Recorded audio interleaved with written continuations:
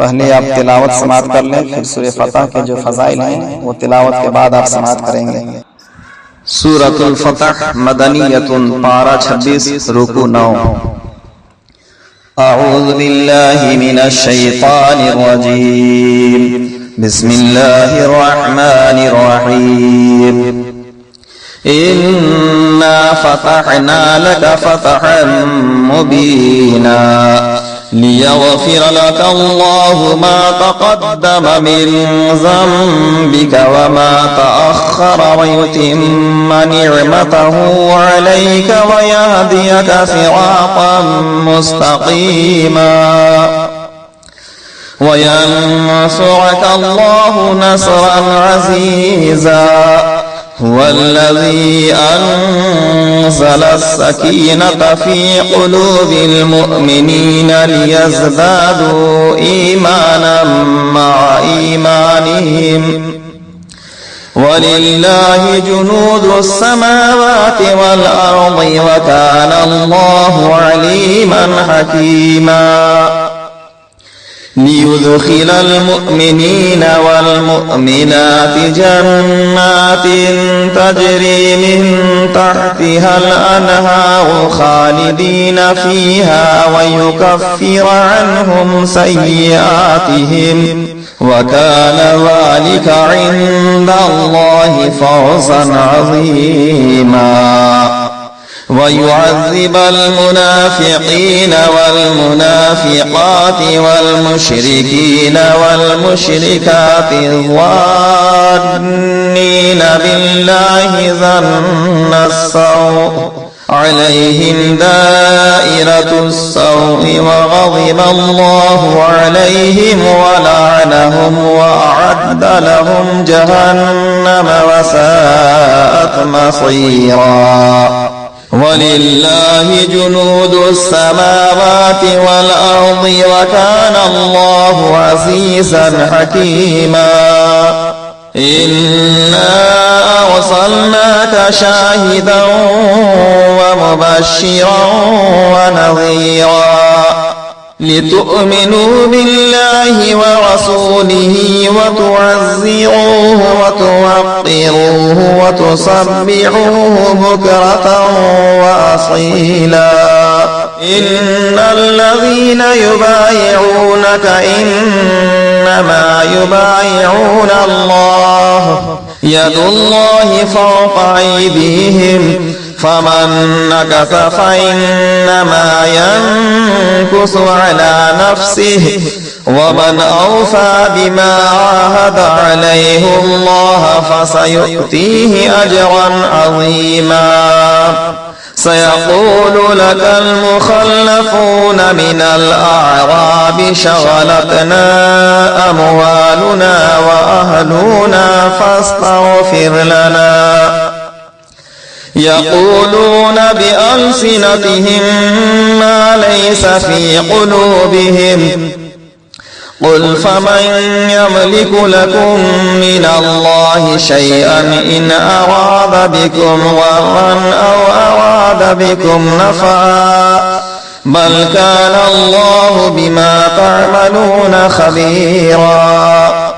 بل ظننتم أن لن ينقلب الرسول والمؤمنون إلى أهليهم أبدا وزين ذلك في قلوبكم وظننتم ظن السوء وكنتم قوما بورا. ومن لم يؤمن بالله ورسوله فإنا أعتدنا للكافرين سعيرا. ولله ملك السماوات والأرض يغفر لمن يشاء ويعذب من يشاء وكان الله غفورا رحيما. سيقول المخلفون إذا انطلقتم إلى مغانم لتأخذوها ذرونا نتبعكم يريدون أن يبدلوا كلام الله لن تتبعونا كذلكم قال الله من قبل فسيقولون بل تحسدوننا بل كانوا لا يفقهون إلا قليلا قل للمخلفين من الأعراب ستدعون إلى قوم أولي بأس شديد تقاتلونهم أو يسلمون فإن تطيعوا يؤتكم الله أجرا حسنا وإن تتولوا كما توليتم من قبل يعذبكم عذابا أليما ليس على الأعمى حرج ولا على الأعرج حرج ولا على المريض حرج ومن يطع الله ورسوله يدخله جنات تجري من تحتها الأنهار ومن يتولى يعذبه عذابا أليما لقد رضي الله عن المؤمنين إذ يبايعونك تحت الشجرة فعلم ما في قلوبهم فأنزل السكينة عليهم وأثابهم فتحا قريبا ومغانم كثيرة يأخذونها وكان الله عزيزا حكيما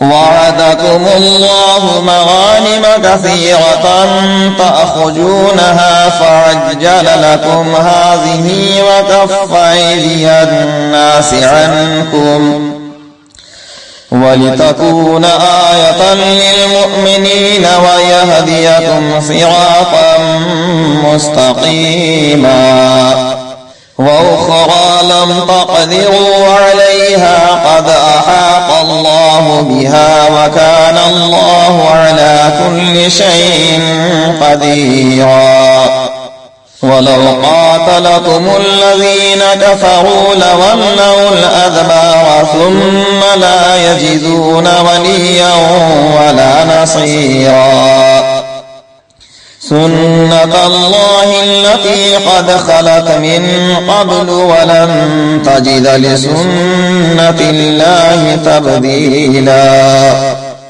وهو الذي كف أيديهم عنكم وأيديكم عنهم ببطن مكة من بعد أن أظفركم عليهم وكان الله بما تعملون بصيرا هم الذين كفروا وصدوكم عن المسجد الحرام والهدي معكوفا أن يبلغ محله ولولا رجال مؤمنون ونساء مؤمنات لم تعلموهم أن تطعوهم فتصيبكم منهم معرة بغير علم ليدخل الله في رحمته من يشاء لو تزينوا لعذبنا الذين كفروا منهم عذابا أليما إذ جعل الذين كفروا في قلوبهم الحمية حمية الجاهلية فأنزل الله سكينته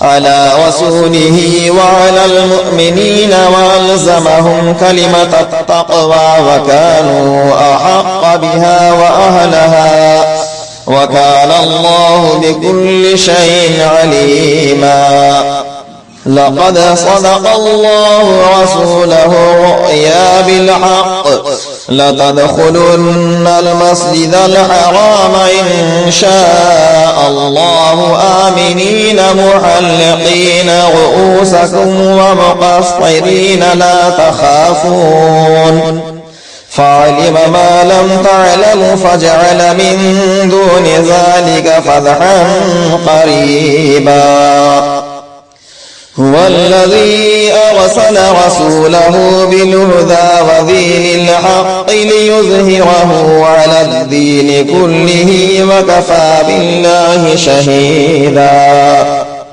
محمد رسول الله والذين معه أشداء على الكفار رحماء بينهم تراهم ركعا سجدا يبتغون فضلا من الله ورضوانا سيماهم في وجوههم من أثر السجود ذلك مثلهم في التوراة ومثلهم في الإنجيل كزرع أخرج شطأه فآزره فاستغلظ فاستوى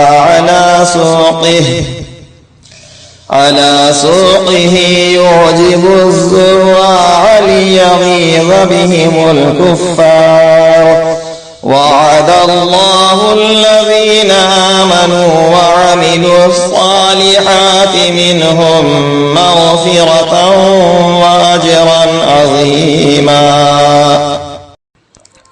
فضائل سورۃ الفتح. یہ سورت ہر کام میں فتح کے لیے بہت ہی اکثیر ہے، خاص کر دشمنان دین پر غلبہ پانے کے لیے بہت ہی لاجواب ہے. اس سورت کی فضیلت کے بارے میں چند روایات سماعت کریں. حدیث ابن سعد نے مجمع بن جاریہ رضی اللہ عنہ سے روایت کیا کہ جب جبریل علیہ السلام اس سورت کو لے کر آئے تو عرض کی کہ یہ سورت آپ کو مبارک ہو. حضرت جبریل امین کی مبارکباد کے بعد صحابہ کرام رضوان اللہ تعالی علیہم اجمعین نے بھی آپ کو مبارکباد دی. بخاری شریف. اگر کسی شخص کے کاروبار یا دولت کے متعلق کوئی حسد کرتا ہو تو اس سورت کو 40 روز تک روزانہ ایک مرتبہ کاروبار کے مقام پر پڑھے، انشاءاللہ حاسدوں کے حسد سے ہمیشہ محفوظ ہو جائے گا. اس سورت کو روزانہ بعد نماز فجر پڑھنے کا معمول بنانے سے کشادگی رزق کا ذریعہ بنتا ہے. اس کے علاوہ رمضان المبارک کے چاند کو دیکھ کر 3 مرتبہ کھڑے ہو کر اس سورت کو پڑھے، انشاءاللہ پورا سال امن و امان میں رہے گا. اگر کوئی شخص حج کا خواہش مند ہو اور اس کا ذریعہ نہ بنتا ہو تو اسے چاہیے کہ 40 روز تک اس سورت کو 11 مرتبہ روزانہ پڑھے. انشاءاللہ تعالی مولا کریم غیب سے اس کے لیے حج کا ذریعہ بنا دے گا. غرض کے اس سورت کو پڑھنا فتوحات کی کنجی ہے. ویڈیو پسند آئے تو لائک، شیئر، کامنٹ اور یوٹیوب رضوی چینل لوہردگا کو سبسکرائب کرنا نہ بھولیں. دعاؤں کا طالب محمد اشرف اللہ رضوی لوہردگاوی.